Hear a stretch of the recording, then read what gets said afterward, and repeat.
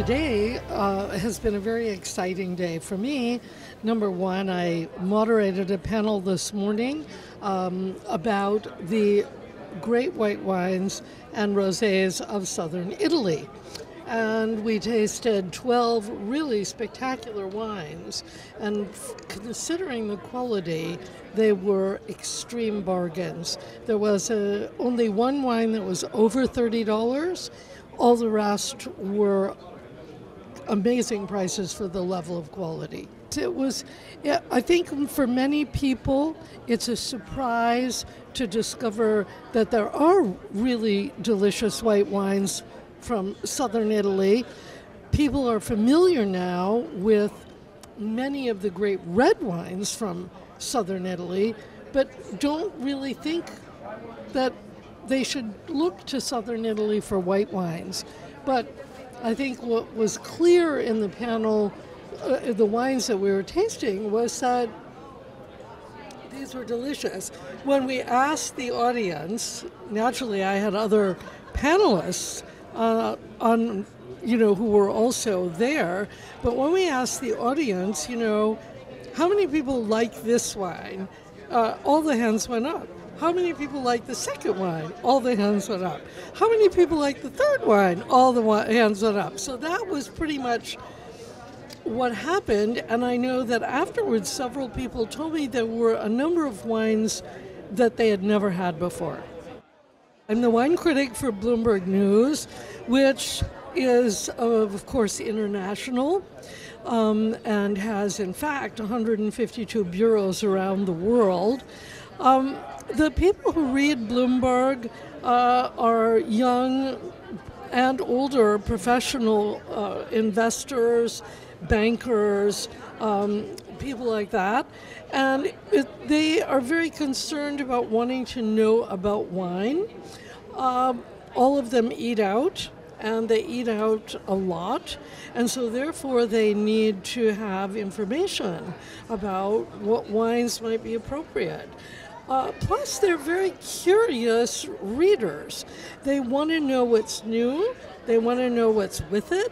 They want to know, what they should be drinking that they're not drinking. And I think one thing that's certainly very, very true in the U.S. in particular is how important Italian wines have become in the U.S. marketplace. Most people love to eat at Italian restaurants. You go to Del Posto in New York, or many other A14 in California, and you are able to taste a lot of Italian wines that you weren't able to taste about 20 years ago. There's been a huge revolution in this city, in particular, in terms of what's available. I remember when I was starting out as a wine journalist many years ago, I wanted to taste some wines of Biandisanti, and I called an importer that I knew and said, I've tried everywhere. I'd like to try some wines from Biandisanti, but I can't find any. And he took wine out of his own personal cellar to sell to me.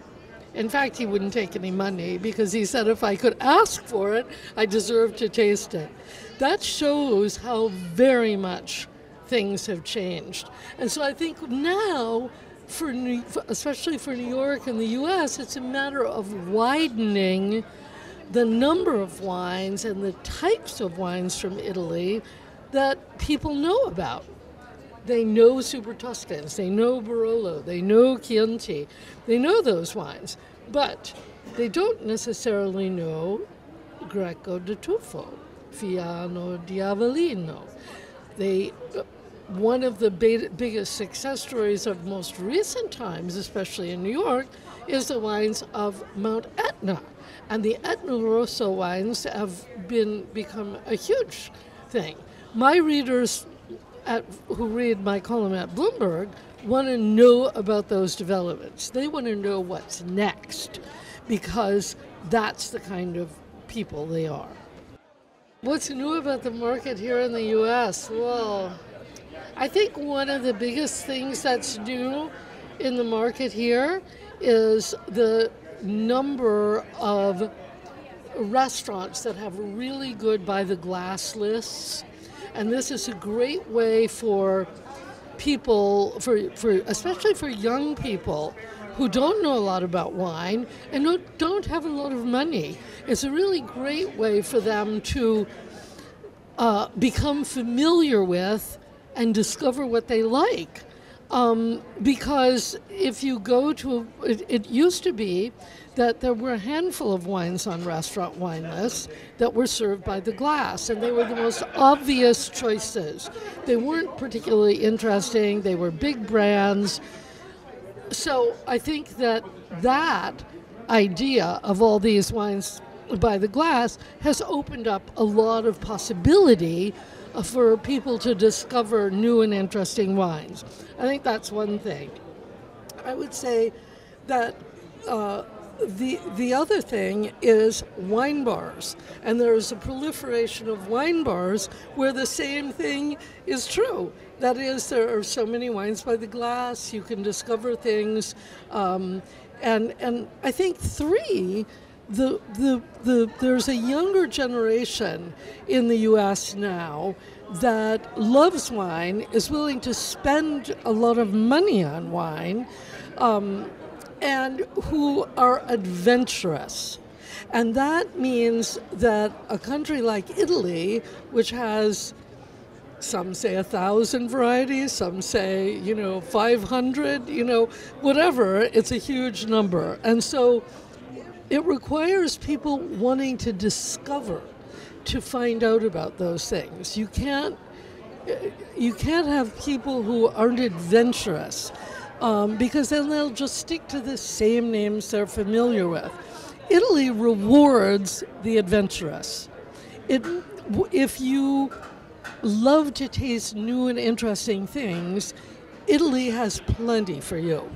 So I think that taps right into this younger generation that's now between 21 and 35.